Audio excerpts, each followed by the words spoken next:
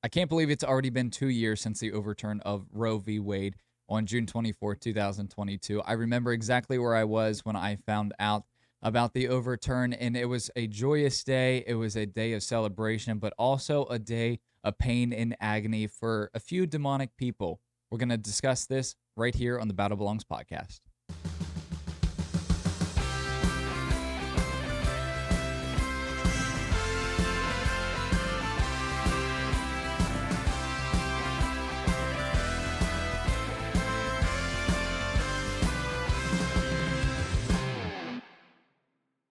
What's up, everyone? Welcome to the Battle Belongs podcast. I'm your host, Coleton Furlow. We are in week 8, episode 8 of this podcast, and today we are celebrating the second anniversary of the overturn of Roe v. Wade with Students for Life President Kristan Hawkins. She is a warrior for the pro-life movement. She is out in the field, out on college campuses. She was there the day that Roe v. Wade was overturned. She's the one who read the decision for the national spotlight, the national news. They all captured her reading the decision right outside the Supreme Court for everyone to hear. And everyone just broke out in celebration, cheers and tears of joy. But there's also tears of agony and sadness and just people screaming in pain, all because they can't murder children at the rate that they were able to right before that decision. So we're going to get into the anniversary of the overturn of Roe v. Wade and why she got involved in this pro-life movement, and kind of like what her wildest interaction has been on the college campuses, because college campuses have been a cesspool of just craziness, liberals, demonic nature that I just don't think that you should be sending your children to. And I definitely don't think I'll be sending any of my kids to a public school, for that matter. Maybe like a Liberty University, but that's probably about it.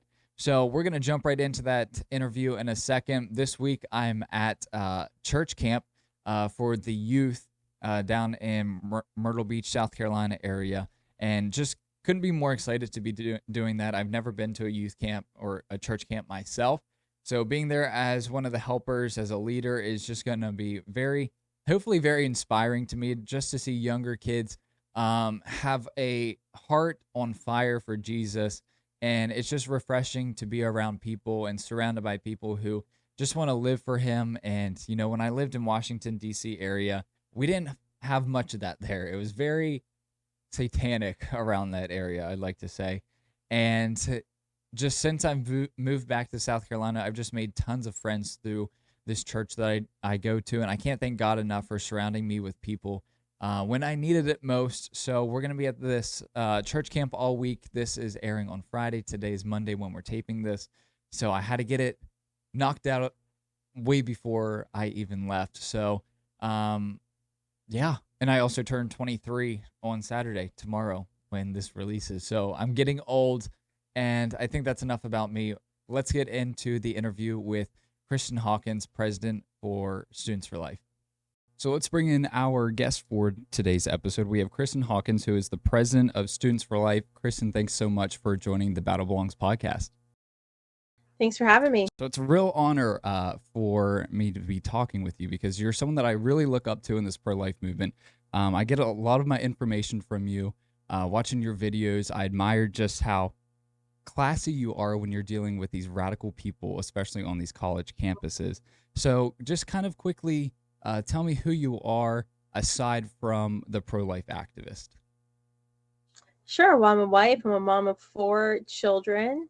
I'm originally from West Virginia. We've been traveling the country full time in our RV for the past 4 years as a family, going to every history stop and national park we can find.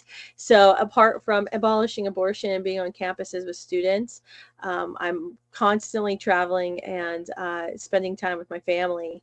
But my day job takes up most of my time as president of Students for Life America and Students for Life Action. As you can imagine, we are lucky and honored to serve more than 1,400, almost 1,500 groups on college and high school campuses in all 50 states across the country.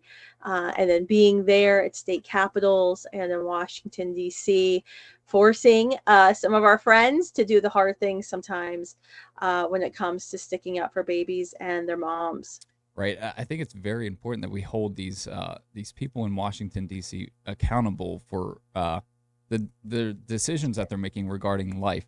I got to ask you, Mhm. what part of West Virginia are you from? Because we're huge West Virginia fans. Uh, I'm actually from the northern part of West Virginia near Okay, Pittsburgh. gotcha. So people always say Pittsburgh, West Virginia's so pretty. I'm like, yeah, you're referring to downstate, not the industrial Ohio Not the Valley, city area. where I was. Yeah, where I was raised in the industrial part. My dad worked at the coal power plant. So, yeah, we're a different part of West Virginia, but it is a gorgeous state. I'm lucky to be a native. Gotcha. I assume like the Wheeling area then. That's where I was Okay, born. That's gotcha. right. I'm from Cumberland, Maryland, if you know where that's at. Oh, very Yeah, good. yeah. Yep, yep. That's how I would drive back and forth to Oh, DC for a gotcha. number of years when my family and I lived in DC. It was always going to Yeah, Cumberland. people say that that area is pretty too until you have like It the is. city people coming up now that's kind of ruining it all. All right, so back to the pro life movement. So, what made you get involved in the pro life movement? What was that moment that you said I have to stand up and fight for this? I got involved in the pro life movement when I was 15. I had decided I was going to graduate high school early. And to graduate my high school with honors, I was going to be a valedictorian, but to graduate with honors, I also had to complete a volunteer opportunity.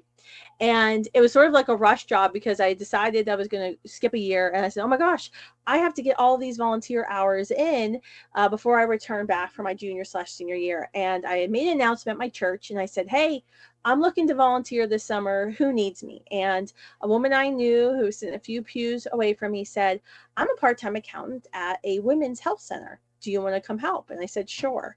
I would love to be able to say I knew exactly what I was getting myself into at that moment. I did not. I ended up walking into a pregnancy resource center, otherwise known as a crisis pregnancy center, in Steubenville, Ohio. And that's where I learned about abortion.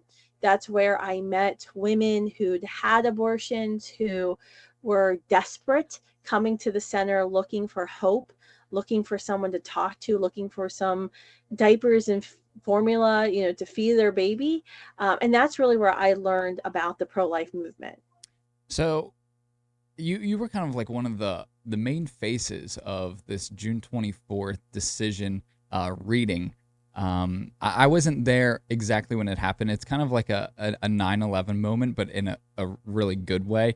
A lot of people remember exactly where they were on 9/11. Well, I remember exactly where I was in my apartment in Alexandria, Virginia, the moment I got the Fox News alert that it was overturned.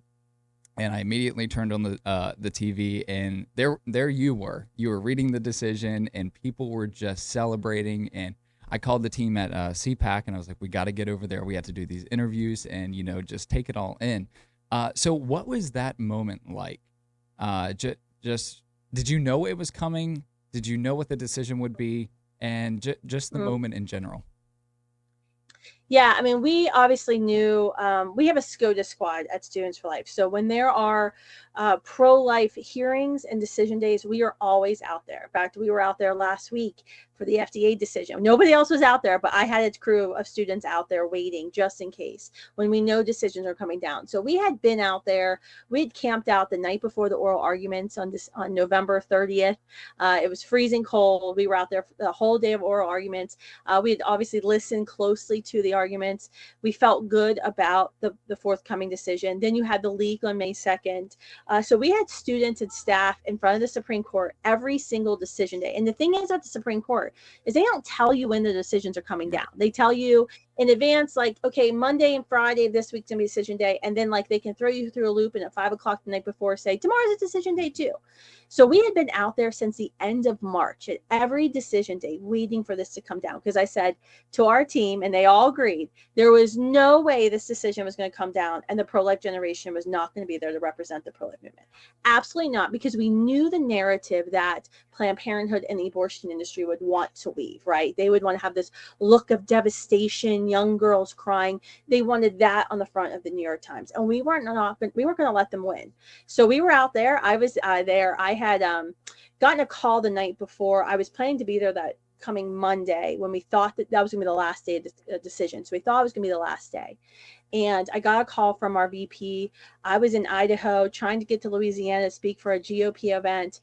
And my executive vice president told me, you got to be here tomorrow morning. We think it could be tomorrow morning. So 4 flights later, I booked like all kinds of contingency flights, drove 5 hours to get to a plane. It was crazy. Got to DC, no sleep, showed up at the court. Honest to goodness, hadn't even thought about yay or nay. My sole thing was getting to the court. And we were there. We had our normal rally signs and our podium. We were blasting out music. 10 o'clock comes and my vice president says, start to read. And I didn't know what the decision was. And I was like, what do you mean start to read? She's like, start reading. And I just am reading off of her phone in real time the decision. And you can just hear the cheers coming from the pro-life side. Instantly, my podium got like smushed, would be a good way to say it. Like I had bruises because the cameras, where we were right next to where the TV cameras were, they all rushed to us, pushed my little like music stand podium into me. My poor cameraman who was there live stream, we were live streaming on our Facebook page for all of our supporters and students to see. He gets kicked out of the way from all of these like big cameras because our like little iPhone camera doesn't work. And then you start hearing the screams on the other side. We had students protecting us. We had like a little barrier, and thankfully the court at that time had erected a metal bike rack to protect us from them. But yeah, it was pandemonium, but the emotions you saw were genuine. And it was interesting to me that we had asked so many leaders. I had been texting people as I was on the plane, get to the court. And I think a lot of folks didn't, I don't know. We saw it kind of in the movement after the fact. And there was a Washington Post article. A lot of people didn't think the decision was going to be a victory, and within the own pro-life movement, within the conservative movement. So there were a lot of people who weren't really prepared. I would say were taken back, didn't have their press statements written, didn't know what they were going to say, didn't have their like actions. We had our action plans ready to go. I mean, like that night we were meeting to say, okay, Indiana, West Virginia, we have to be on the ground because we're going to have, trigger laws going to effect, and we need to make sure squishy Republicans don't weaken them and Democrats don't win. And so we were sending kids out, the week after.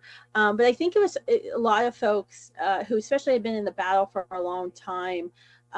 They were almost jaded into not believing it was going to be a victory, where I think our students, the pro-life generation had this very good feeling that we were going to see victory that day. Right. And I have to admit, I was kind of one of those people who didn't know what was going to happen, because after the leak, I wanted to be confident in the justices, but I also was a little scared that they might not have a backbone to stand up for what's right. But thank God they did. They made the right decision, and I assume all the chaos of getting there was pretty worth it, I have to say. It was absolutely worth it. But you're right. I mean, after the leak on May 2nd, there were a lot of prayer calls that we hosted, prayer emails, asking for Americans to pray for the justices to hold strong after that leak, which, I don't think we ever figured out what happened that leak. That story just like went away. Because, I mean, these justices literally put their lives on the line for this decision. I mean, we saw afterwards with the death threats and the protests in front of, and the assassination plots that were foiled. Like, I mean, it was scary. And I think that, we had full-time security in our headquarters. We were in Fredericksburg, so kind of in between Richmond and Washington, D.C. We had full-time security for a year after that decision. And I was very blessed that we travel full-time as a family, because no one really ever knows where I'm at or where I'm going to show up. So I don't need security at my location in the undisclosed campground I'm broadcasting from today.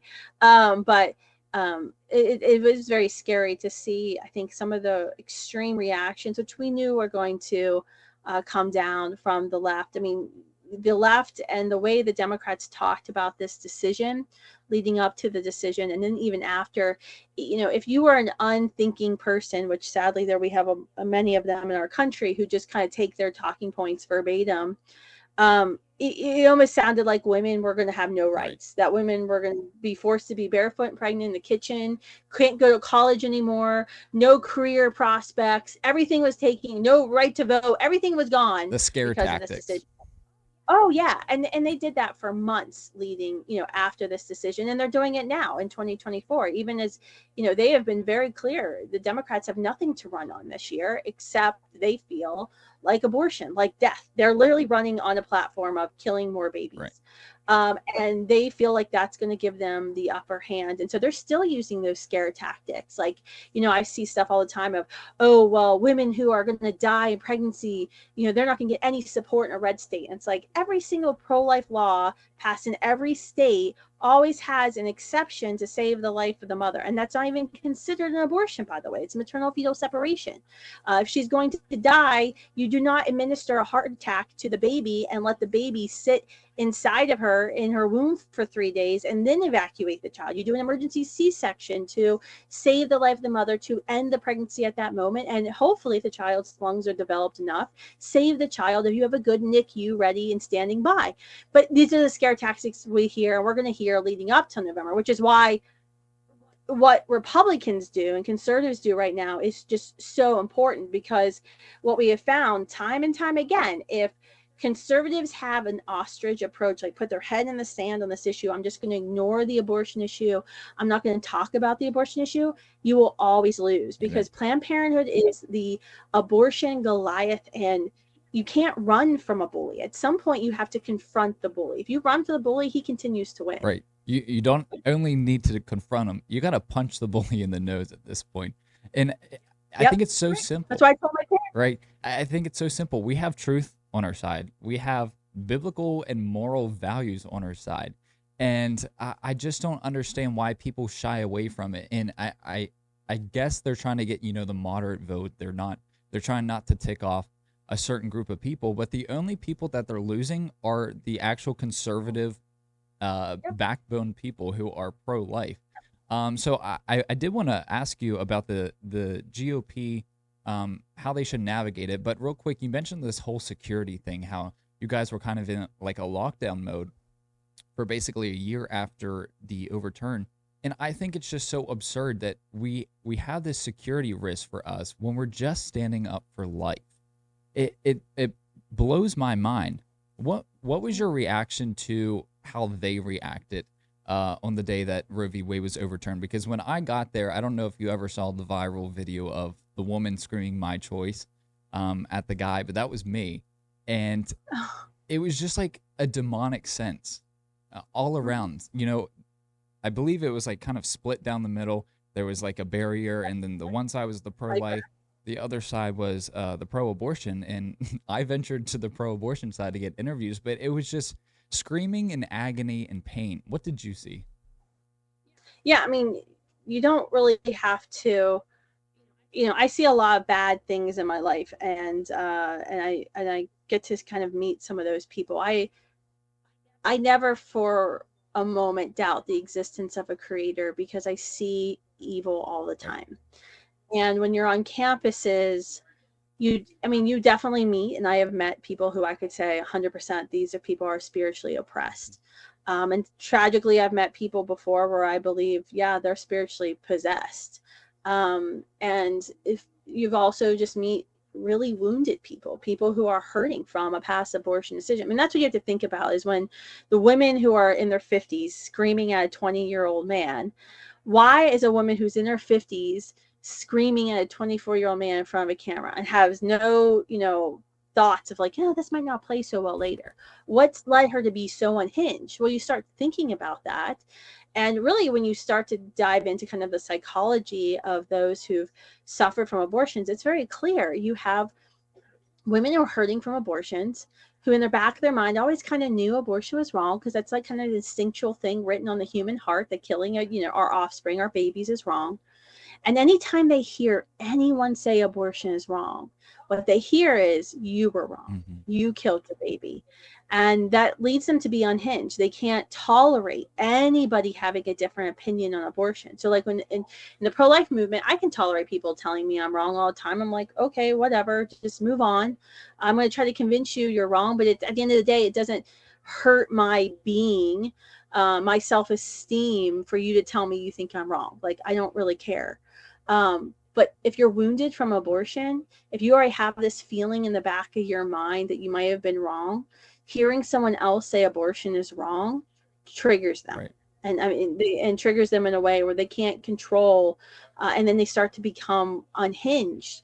And I think that, you know, I can't say whether the woman who was screaming at you was post-abortive, but in my experience, the craziest people I meet, and usually at the core, how we warn our students, you know, there's another decision coming down here in a week or so.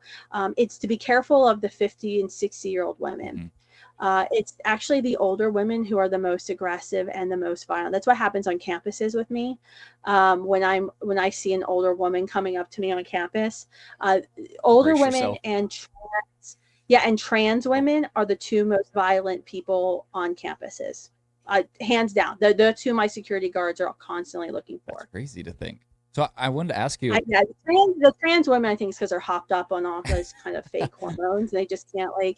But and it's so weird. So I'm like, you can't have a baby. Right. You've never had an abortion. You're a dude. Yeah. But they are very violent, and the older women, who I would say who most likely are post-abortive, get very violent. That's such a good point. They can't have kids, yet you know their side talks to men and say that we can't have an opinion because we don't have a uterus, that, you know, we can't get pregnant. Yet they have the trans activists out there supporting them. It makes no sense whatsoever. So what was your kind of like wildest reaction or wildest interaction on a college campus?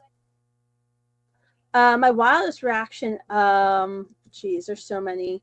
Trying to think, I probably should have thought of something in advance.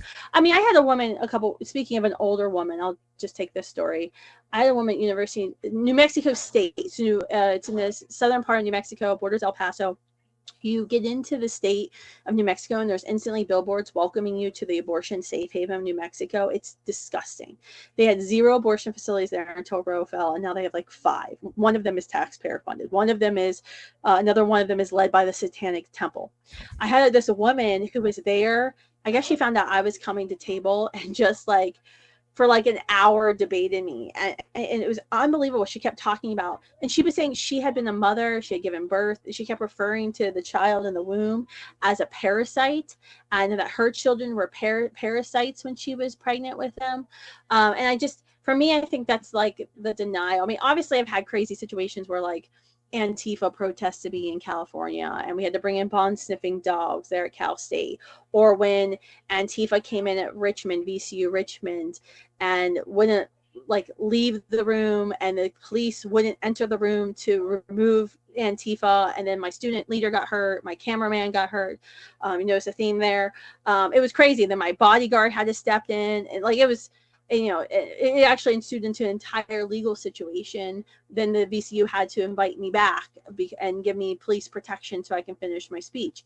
So you definitely have situations like that where you can say this campus is not well. Like I would never send my children to Virginia Commonwealth University. Antifa runs the roost. I mean, even when I came back with police protection, they attempted to enter the room and 70 people got arrested. Like that whole campus is just being like demanded. I mean, it's unbelievable how VCU has been taken over by Antifa. So you obviously have situations like that, but I remember more of like the situations where I'm having a conversation with somebody, trying to find some common ground Right. with a person, and you know, this woman, I just saw the video that we posted of her a couple of weeks ago, where she just flat out telling me that children in the womb are parasites. And she herself has had a baby. So she knows that's obviously not the case, but she didn't care. She had to hold true to her ideology.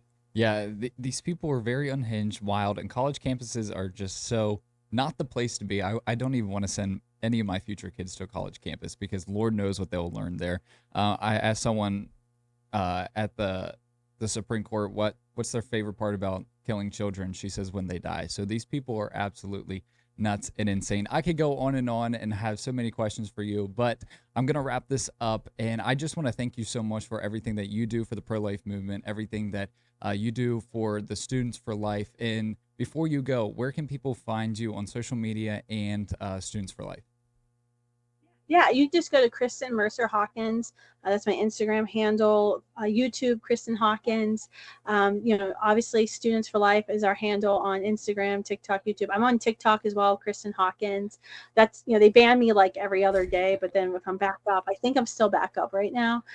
So you never know what the Chinese are doing on there. But yeah, you can follow us, Kristan Hawkins or Students for Life.